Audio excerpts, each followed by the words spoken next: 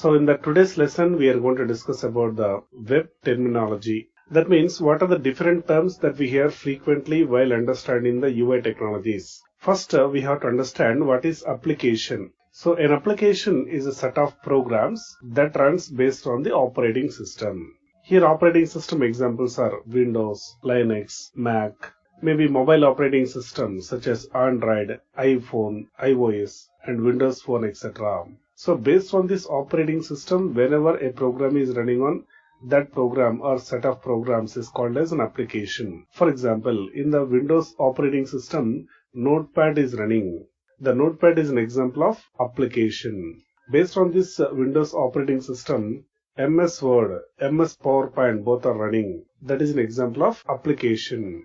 Based on your Android phone, some application is running, that is WhatsApp. Based on iOS also, WhatsApp is running. So that is what an application. So this application will not interact with the hardware directly. It works based on the operating system. That means if the operating system is not working, the application will not work. So we have understood what is the meaning of application. And this application majorly two types: standalone applications and web-based application or web applications. The standalone applications runs based on the specific operating system directly, but web application runs based on the browser and the browser runs based on the operating system. So based on the operating system your application is running on means that application is said to be standalone application. I have given examples like Notepad, MS Word, PowerPoint. All these are examples of standalone applications because these applications runs directly based on the Windows operating system. But web application means these will not run directly on the operating system. These will run based on the browser. So browser itself is a standalone application, and based on this browser your web application runs. The web application may be Google, Facebook, Gmail, anything. In your real life, whichever the applications we are using through browser, all those are come under web applications. For example, we will open Google, Facebook, Gmail, YouTube, all these things through web browser. So all those are examples of web applications because these web applications runs based on the browser. Browser itself is a standalone application that runs on the operating system. Okay, that is the difference between a standalone application versus a web application. Now, what is a browser first of all? Browser, it is a standalone application that runs based on the operating system which can run web applications. So you want to execute your Google, Facebook, YouTube kind of web applications. We require a browser, and a browser can send a request to server and can get response from server. So for example, I am just opening the browser called Google Chrome.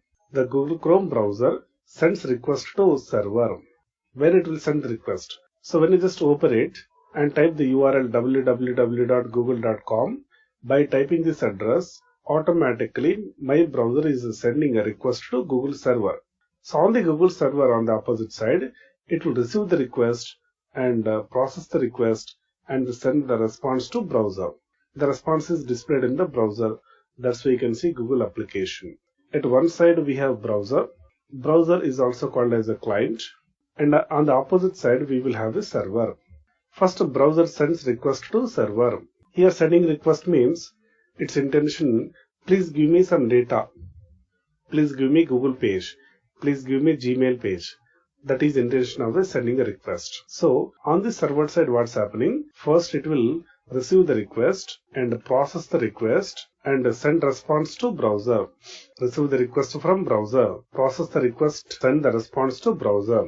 In order to do this particular task, we will use the server side technologies such as Java or .NET or PHP. There are some other languages also, mainly these three: Java, .NET, PHP. Using either of these, we are able to receive the request, process the request, and also send the response to browser. And once we send the response, that response will be received by the browser. Here we are sending the response to browser. That response will come to browser and the browser will display the output to user. Examples of browser: Google Chrome, Mozilla Firefox, Microsoft Internet Explorer, Microsoft Edge, Opera, Safari, and Android browser. So these are the popular examples of the browsers. So this Google Chrome can be installed almost in every operating system. It can be installed in the Windows, it can be installed in Linux, it can be installed in Android, it can be installed everywhere.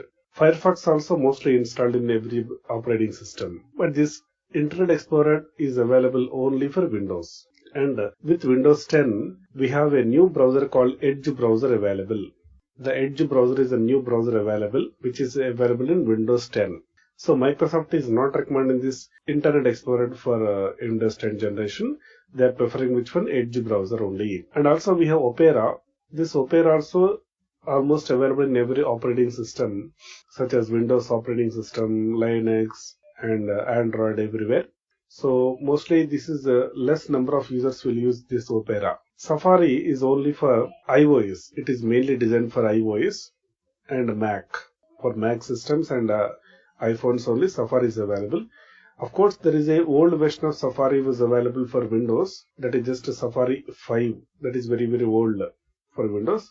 But nobody will use the Safari in Windows operating system.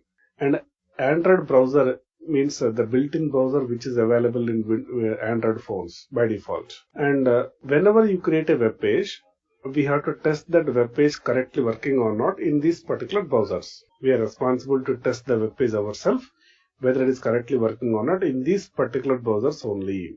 We need not test our web page in other browsers. And if any browser is not compatible, that is our responsibility to make it correct.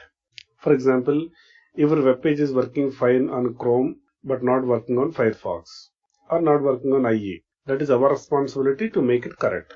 And how to make the web page works in all the browsers, that I will show in the actual lessons. Wherever there may be chances of browser incompatibilities, there itself I will show how to make this work on all the browsers. I will explain practically in the lessons. So anyway, that is our 100% developer responsibility to check whether it is working correctly on all the browsers or not. Okay, next we have to understand another terminology, that is HTTP. HTTP stands for Hypertext Transfer Protocol. Hypertext Transfer Protocol. What is HTTP? Hypertext Transfer Protocol. What is the meaning of protocol? Protocol means set of rules. Set of rules is called as protocol. So here I want to transfer the request from the browser to server and response from server to browser. For this request and response, there should be some common set of rules. The common set of rules to transfer the request from the browser to server and the response from server to browser, the common set of rules available. That set of rules followed by browser and server. Such a common set of rules is called as protocol. The protocol which is designed for web is a HTTP. HTTP is a protocol that is designed for transferring request from browser to server and a response from server to browser. To transfer the request from browser to server, response from server to browser, we require a set of rules. Such a set of rules is called as HTTP. Based on this HTTP only, the request and response is transferring. That's why while processing the request, while processing the response also, we have to follow the rules of HTTP. That's why the knowledge of HTTP is required for every developer. He may be server-side developer or client-side developer. HTTP knowledge is required for you. Anyway, in the further lessons, I will explain about the HTTP related concepts later, like what kind of status codes available in HTTP, what is a HTTP request format, response format, and what is a response body means, response headers. Okay, so all these things I will explain in the further lessons. So this is what we call it as the web terminology.